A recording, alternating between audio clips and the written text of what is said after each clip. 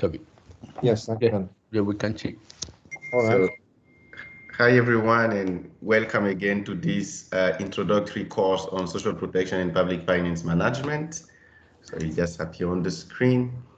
So today we're going to talk about value for money, how to make best use of our resources on social protection, and how to make sure that we reach the most disadvantaged. That means those who are more in need. So we are happy to have with us Anthony Hodges again, and thanks to the ILO Global Coalition and UNICEF who are putting hands together to organize this introductory course. So this specific model is done with with Oxford Policy Management, who is delivering the global course on public finance for children for UNICEF. So with no further ado, Tony, welcome, and I give you the floor. Thank you very much, Aristide. You can hear me, right? Yeah. Okay. So I'm delighted to be back again for this module. As Aristide mentioned, what we're going to focus on today really is making the best use of the resources that are available. Value for money in social protection expenditure. And then secondly, we're going to look at equity in social protection expenditure. In other words, how are the resources on social protection being distributed across the population, and are the more disadvantaged benefiting well from the expenditure? And then we're going to apply these concepts and tools in an exercise on a case study, which is going to be looking at social protection expenditure options in Tunisia. That's based on some studies and work that's been done in Tunisia, which I think provides quite an interesting case study to see these value for money and equity questions. We're going to have quite a short introductory presentation today, in order to leave much more time for the case study group work. Okay, so first on value for money and social protection expenditure.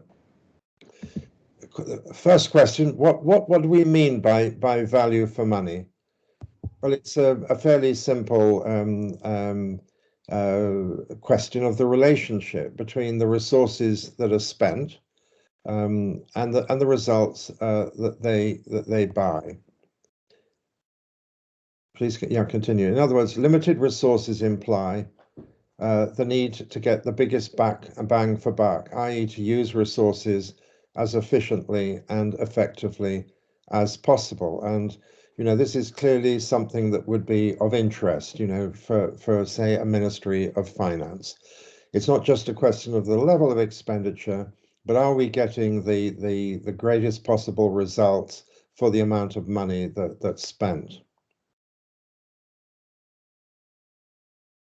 There are different types of value for money analysis. I want to just sort of quickly mention them so that we're all aware of the different types of analysis. Cost efficiency analysis concerns the relationship between the cost or the expenditure and the outputs that are achieved. In social protection, that would be the amount of transfers delivered. In other words, a cost efficiency question would be how much has to be spent, to deliver a program in order to deliver, so much in terms of value of transfers. The second type of analysis is cost effectiveness analysis. This is at a higher level. It's the relationship between the cost or the expenditure and a single higher level direct outcome or impact. For example, a reduction in poverty, a reduction in malnutrition, or a reduction in mortality. In other words, it looks at how much does it cost to bring about a unit change in one of these impact indicators. Cost-benefit analysis is more complex and it's a kind of cost-effectiveness analysis in a sense, but it looks at the relationship between the cost and benefits it can be multiple impacts over a long period of time. I mean, often, 2, 3, or 4 decades. And this is much used, to make investment cases. In other words, there we're looking at how much is going to be spent and what is the return on that expenditure over a very long period of time. Finally, I just mentioned in passing cost of inaction analysis, which looks at the long-term cost of doing nothing. Next slide.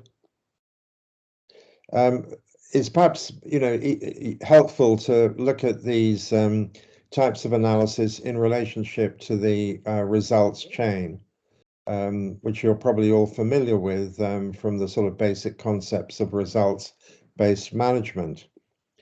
The money, the public expenditure goes in at the beginning of on the left-hand side. It is used to purchase inputs, personnel, goods and services, and so on, which then produce, which are converted into activities, which then, result in outputs. The outputs in the case of social protection could be, the delivery of a certain value of transfers. And those outputs in turn lead to certain outcomes and impacts. Could be a reduction in poverty, could be a reduction in mortality or whatever. Cost efficiency, as I said, looks at the relationship between the money spent on the left-hand side and the output level. In other words, how much money has to be spent in order to deliver X amount of transfers in our case. Whereas the cost effectiveness analysis is really looking at the relationship between the money that's spent and the higher level outcomes or impacts. For example, the reduction in the poverty headcount or the reduction in the poverty gap would be the kind of thing that you might look at in terms of the cost effectiveness of expenditure in social protection. So cost effectiveness is this relationship between costs and an outcome or impact. And cost effectiveness analysis helps to make rational choices about programs by showing how much it costs to achieve policy goals using different program interventions or designs. It can be applied to existing programs, which is a kind of ex post analysis, looking back at the current programs, or using simulations can be applied to assess future program options. That's known as ex ante analysis. Cost effectiveness is measured by cost effectiveness ratios. Cost effectiveness ratios show the cost of a unit change in an outcome or impact indicator. For example, the cost of a 1 percentage point reduction in the poverty headcount or the poverty gap. Next slide. So let's apply this for social protection. Suppose you're interested in the poverty reduction impact of a social transfer program. You can measure the percentage point change in poverty resulting from the social transfers, and then divide the program cost, by the change in poverty to calculate a cost effectiveness ratio. So a cost effectiveness in terms of poverty incidence and poverty gap is shown by these two ratios here. Cost effectiveness measured. This is just to add, to interpret the use of these measures. Cost effectiveness measured with respect to the poverty gap is, in my view, generally speaking, a better indicator, than the one using poverty incidence or the head count, because it reflects the reduction in poverty even for those who move closer to the poverty line, but don't actually rise above the poverty line. In other words, if you're doing using it as a measure, the ratio with respect to poverty incidence, not all of the beneficiaries of the social protection program will necessarily rise above the poverty line, and therefore will not be reflected in the change in that indicator. But in the case of the poverty gap, even those that don't reach the poverty line will still be reflected in the indicator. So in a sense, it's a slightly better indicator to be using here. Let's move on. I just want to give an example now from South Africa. Okay, it's an analysis that's a little bit old now, from about 11 years ago or so, 12 years ago. It's an analysis of the impact of the expenditure on the whole social assistance system as a whole. I mean, all the programs combined in South Africa. What this shows you is, okay, well, first of all, the first piece of information is that the total social assistance expenditure in 2008, 2009 was equivalent to 5% of GDP. And so when we're taking the cost, we're taking that, we're measuring cost as a percentage of GDP, just to make this a bit simpler to present. So the impact of social assistance on poverty incidence, you can see that on the in the graphic there, the second set of bars. You can see that the reduction in poverty incidence that results from the social assistance system as analyzed, using household budget data, was a reduction of 6 percentage points, from 60% of the population to 54% of the population. And so you can calculate, a cost effectiveness ratio using the decline in poverty incidence. And here, we do it here. The 5% of GDP is the cost, and the reduction in poverty incidence is 6 percentage points. And so the ratio there is 0.8. We can make a similar kind of calculation for the poverty gap. It's interesting there to see that the reduction in the poverty gap is much greater. I mean, for the reason that I mentioned before, that is capturing a lot of beneficiaries who do not rise above the poverty line, but still are less poor than they would be without the social assistance benefits. So you can see the impact on the poverty gap is 16 percentage points, and the cost effectiveness ratio would be calculated as 5% of GDP divided by 16, which is 0.3. Now you could do a similar type of analysis for each of the individual programs, and you could draw a certain conclusion. The child support grant, they have a social pension in South Africa. They also have a social disability benefit. So you could do this for each individual program, and draw some conclusions about how cost effective each of these programs is in terms of reducing poverty. Now let's move on to equity and the kind of analysis that is often used for analyzing equity in this case. Yeah, equity in public finance is measured by incidence analysis. Let's run through these quickly. Tax incidence is the distribution of the tax burden across the population. Benefit incidence, BIA is benefit incidence analysis, concerns the distribution of the benefits of expenditure on public services, subsidies, and social transfers across the population.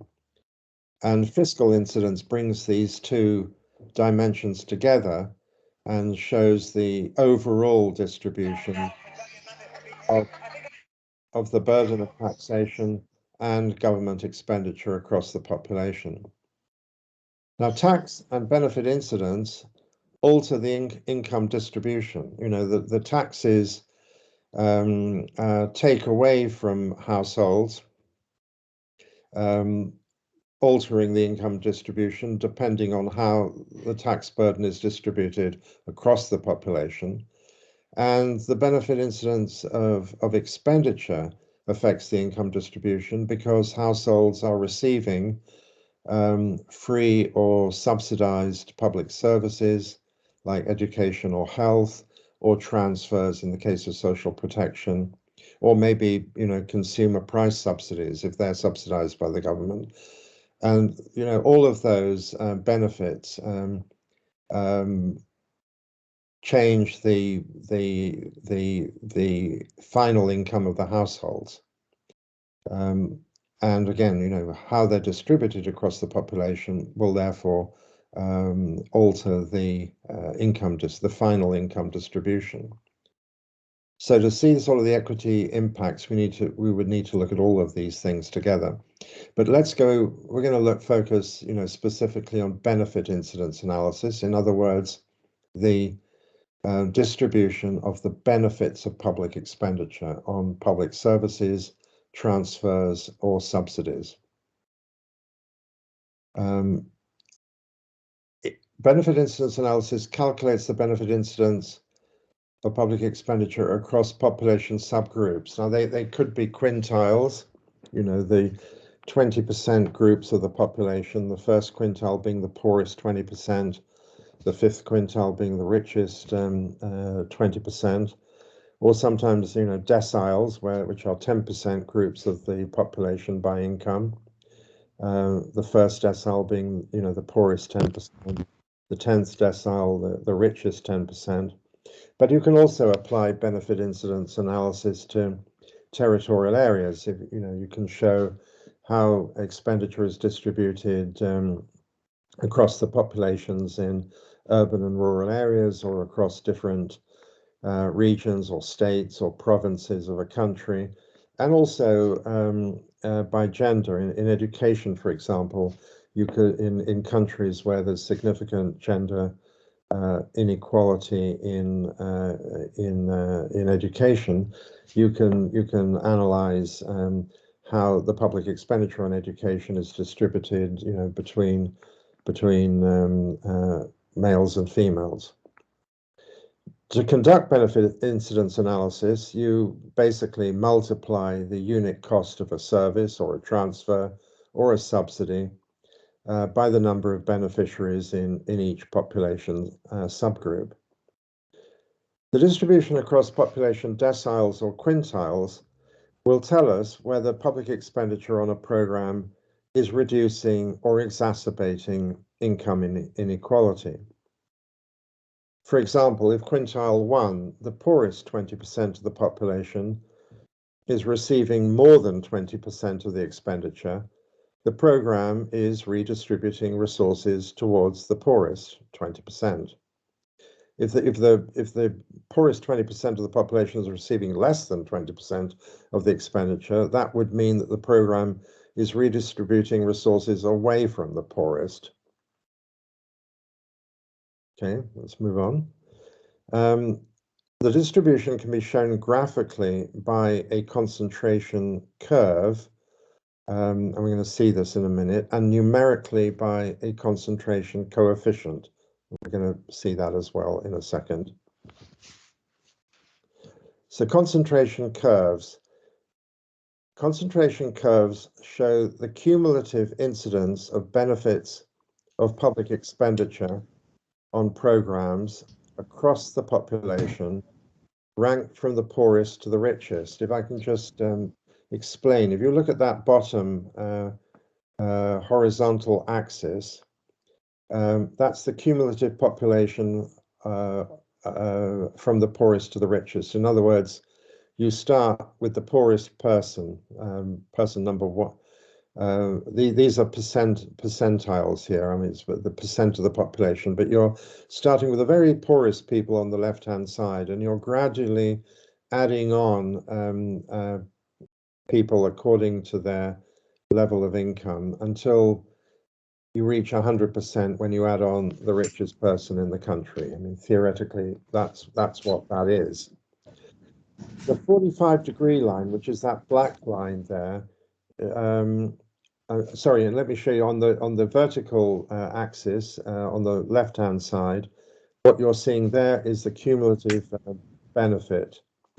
You know, going all the way up to all of the benefits of expenditure being received up to 100%. Okay, so if we're on that 45-degree line, which is called the line of equality, what that basically means is that every person in the society is receiving an exactly equal benefit. Somebody turned their mic off. There's a brother mouse.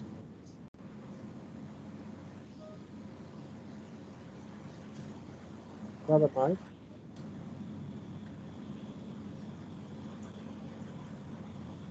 Sorry, we can't hear you correctly. Sorry. Maybe if everyone could mute his mic, it would help. Yeah. Anyway, that sounds much better. Right. You can then compare the benefits of the public expenditure on programs, the distribution, with the income distribution, which is shown here by the Lorentz curve, which is in a sort of purple mauve color.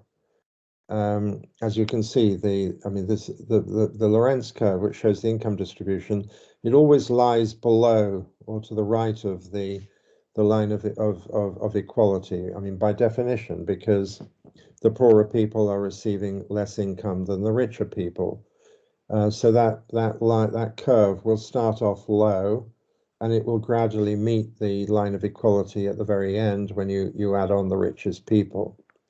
Now, let's look at a program. In the case of the green line, program C, you can see that it's even worse than the income distribution. The poorest people are receiving a very low proportion of the benefits of the public expenditure on program C, and most of the benefits of that program are being received by the richest people on the right-hand side when that curve rises sharply to reach the line of equality at 100%.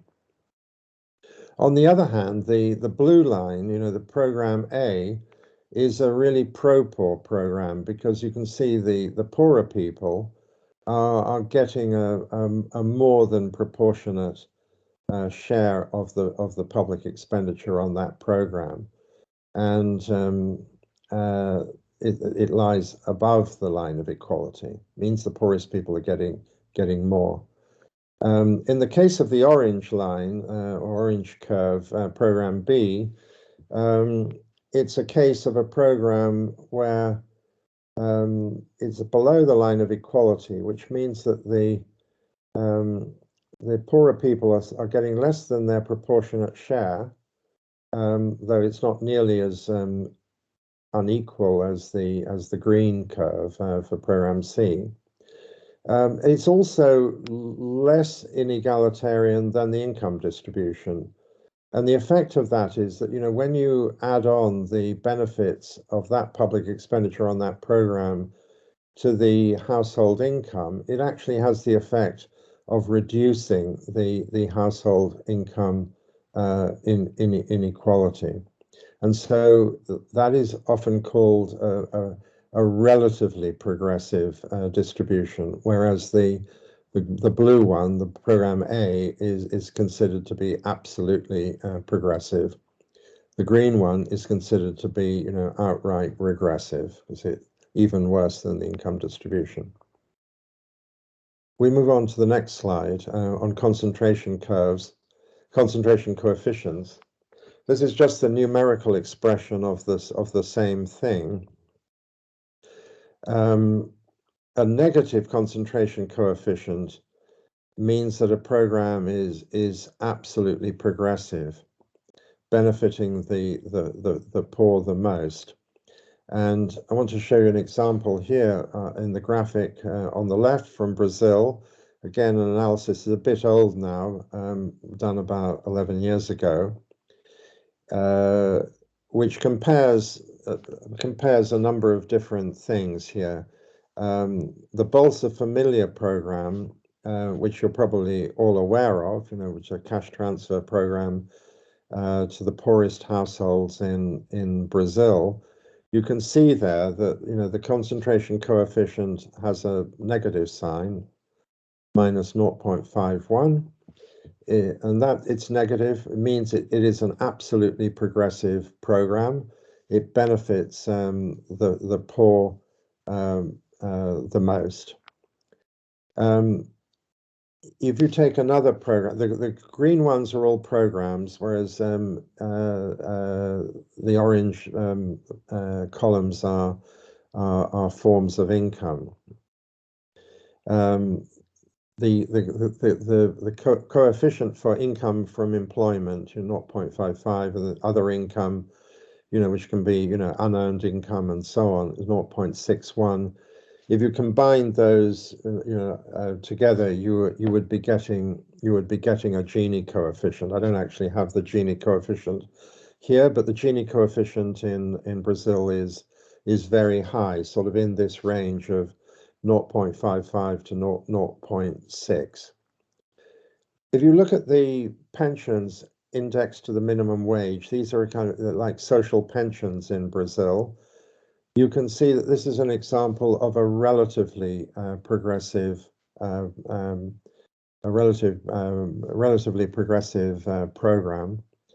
The figure is positive. It's 0.15, which means that the distribution is actually still slightly tilted to the better off, but much less so than the income distribution, the orange columns.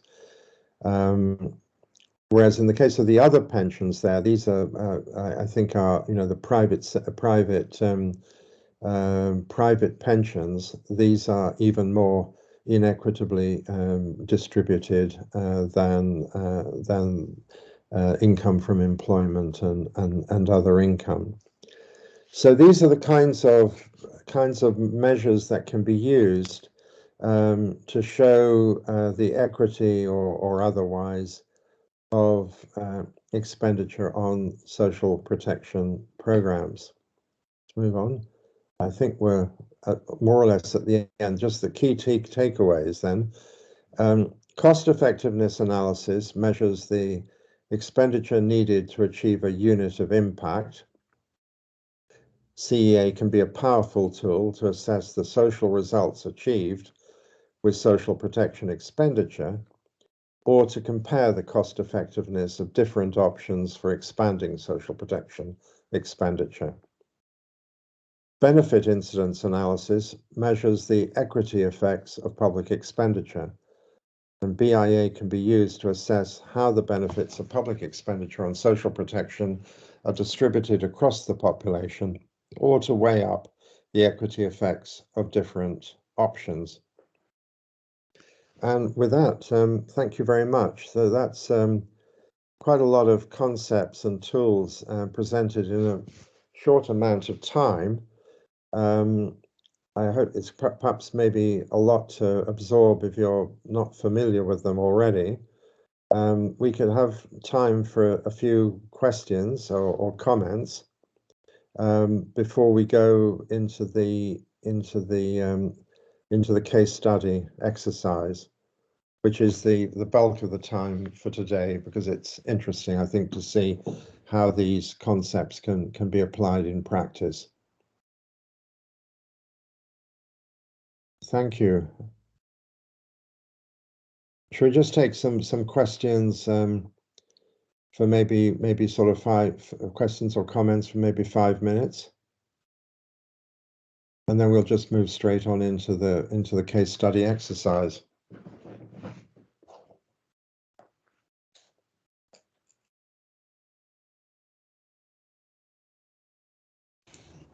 The floor is open for questions. Celine? Yeah, good morning, good afternoon, everyone. And first, my apologies because I joined late. I was in another meeting and was only able to join 20 minutes after you started, Mr. Hodge. I would like to ask more about this the pension system and the fact that they are considered regressive because they cover only a small percentage of the population. You were taking the case of Brazil, the old age pension in Brazil, the contributory one. Is it for employees of the public service or employees of the private sector? And in Brazil, is the pension fully funded by workers and employers' contribution, also receiving some kind of subsidies from the government budget?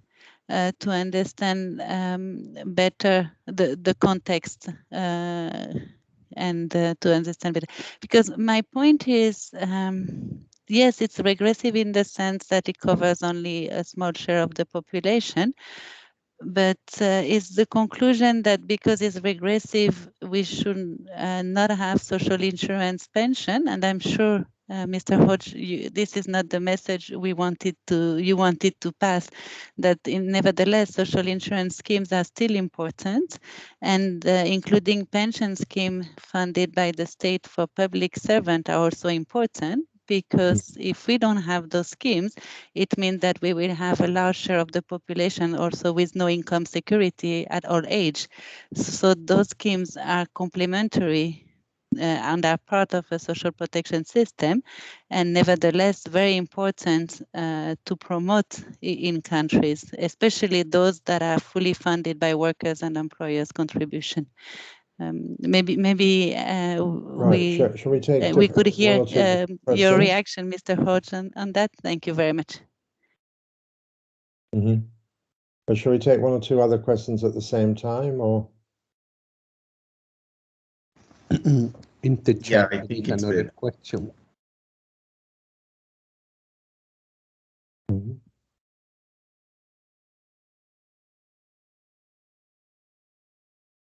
Are there any other questions? I will read the question in the chat. With the benefit analysis, is it possible for a program to disproportionately advantage quintile 2, leaving out quintile 1, but still redistributing wealth from the 3 highest quintile to quintile 2, for instance?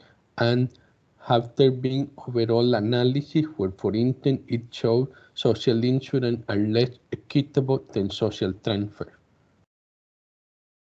By Mr. Bruno Duquelier. Sorry, what was the second part about social insurance? It says, have there been overall analysis where it shows social insurance is less equitable than social transfer?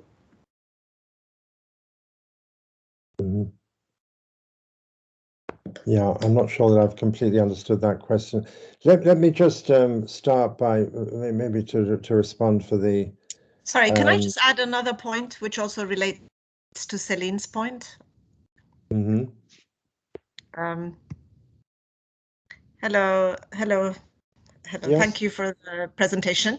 I just want to add a small point that kind of in a way relates to what Celine said. When we look at these, the sort of benefit incidence of programs, whether they're progressive or not, and here the examples you gave of pensions and of Bolsa Familia and other kinds of more sort of pro-poor, if you like, social assistance. The question is, can we also think about ways in which we can look at the progressivity or regressivity, not only through the expenditure side, but also through the resource mobilization side.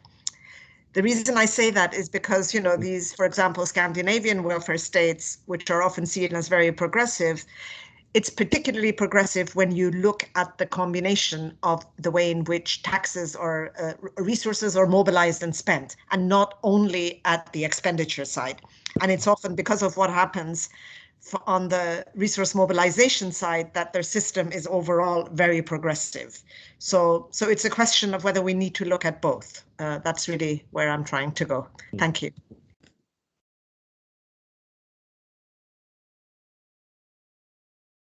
Anything else?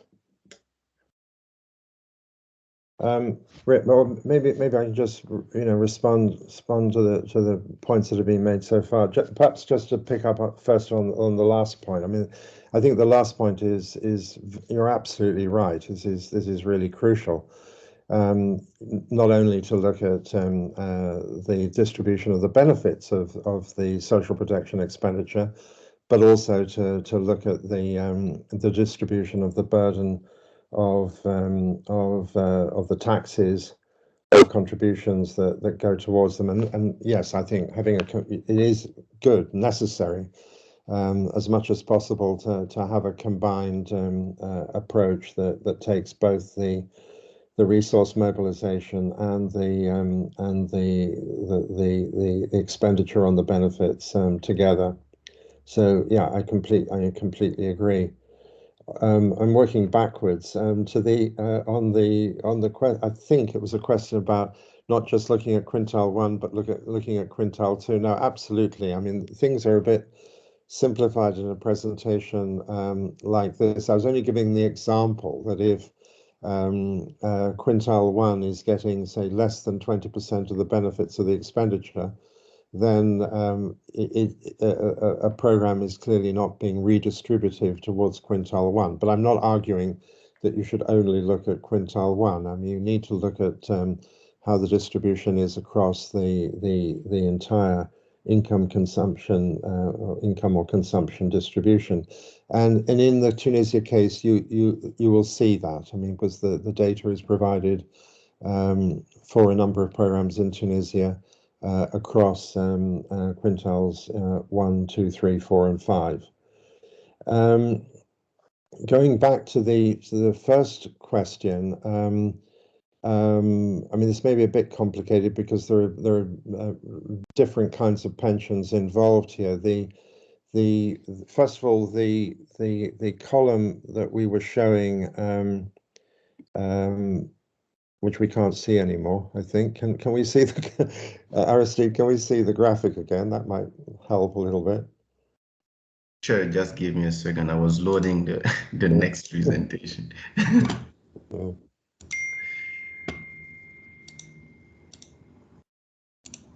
Yeah. But there are two columns there. One is for the social pensions. These ones called the pensions index to the minimum wage.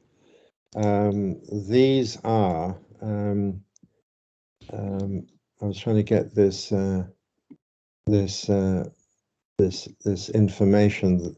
These are two things that, I mean, this is from 10, 11 years ago, and I don't know whether all of this remains still the same in Brazil, but at the time it was something called the Previdência Social Rural, which was a kind of a rural social pension, and the Benefício de Prestação Continuada, which I think is from what I can remember very vaguely, is some sort of a social pension for people who are I don't know, maybe in the informal sector, or people on low incomes in Brazil.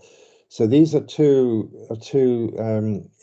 publicly subsidized or heavily publicly subsidized social pension programs in Brazil. And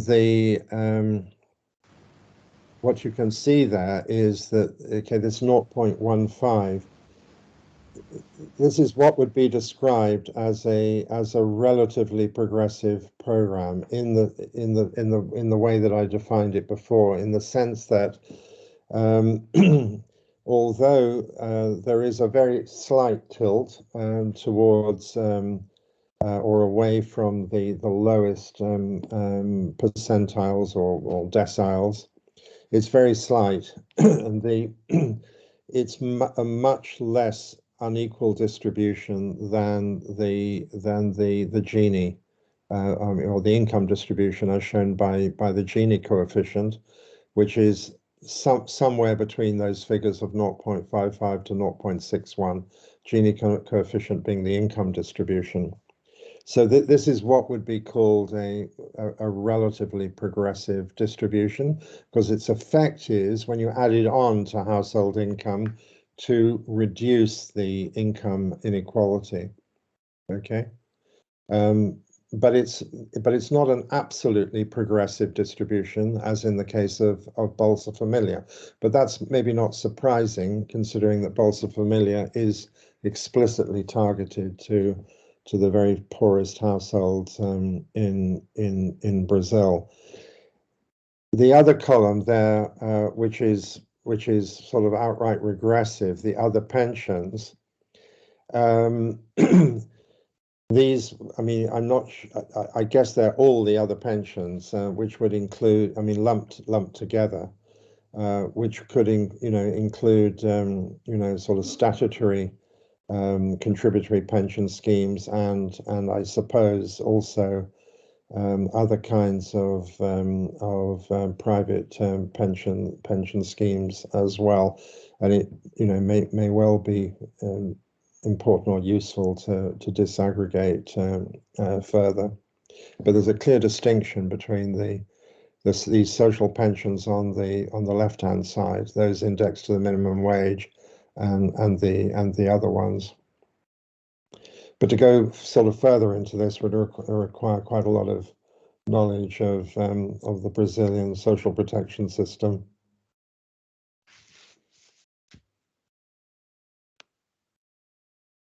Shall we, unless there's any other burning comment or point, shall we move on to the Tunisia case study, because I think it'll become a lot more concrete and interesting when we delve into the details of Tunisia.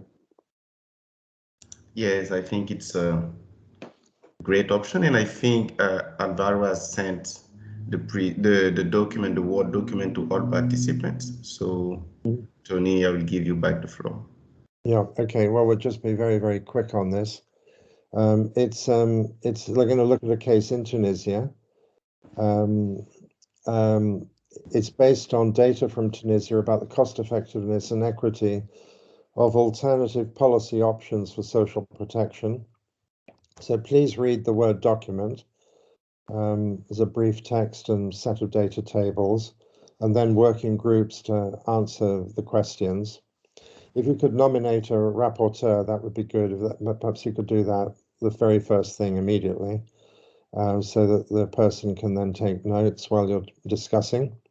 And then, the answers will be presented and discussed in an interactive plenary. I'm not going to ask each group to present, a full set of replies.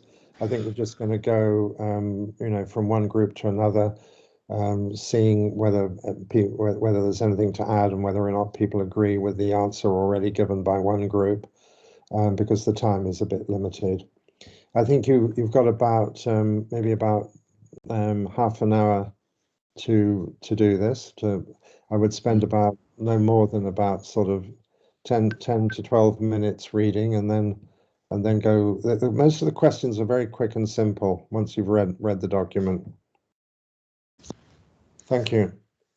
So I will give the floor to Alvaro, so maybe to explain how it will work in the breakout rooms. Thanks, Alvaro. Okay, thank you, Aristide and Tony. So I have opened up several breakout rooms. You will all be sent to the breakout room. I will try to enable Tony to jump from breakout room to breakout room. So if you need any further help, And Tony said roughly 25 minutes to an hour. So we will come back to the plenary at 2:10, right? 2:10 p.m. Yeah. I think Yes, I think 15. There'll probably be enough. okay, 2:15. A bit more time, bit more time for the group discussion. Yeah. Okay, very well. Okay. I will tell you when you are about to come back. So, very well. So I will proceed to open the breakout room. If anyone had trouble receiving the document, please let us know. Okay. We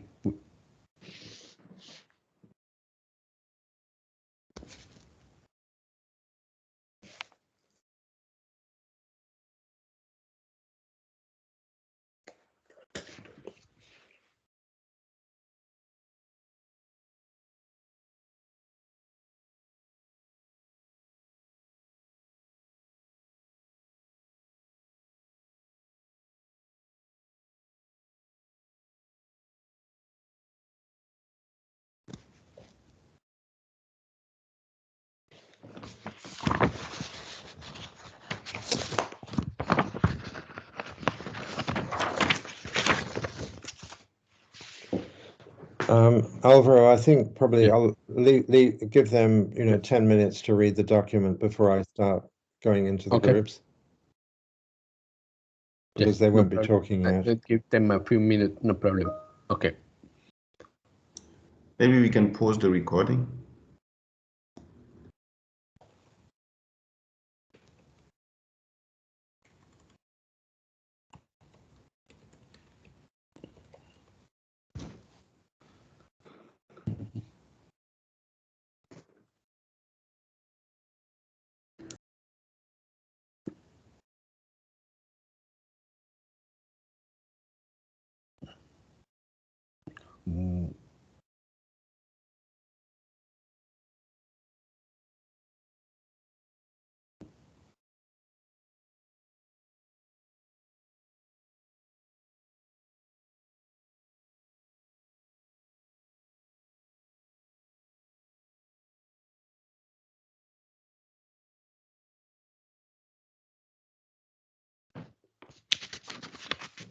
Good idea. I will do that. 1 second.